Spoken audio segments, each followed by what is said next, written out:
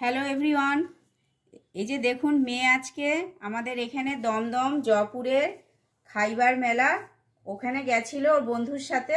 সেখান থেকে ওকে আর কি এরকম কুপন দিয়েছে। এবার কুপনে যদি সবাইকে দিয়েছে, ওকে না, এবার ও যদি কুপনে যদি কিছু যদি গিফট লাকি ড্র কিছু যদি ওর নাম্বার যদি ওঠে গিফট হিসাবে ওকে ফোন করে জানাবে।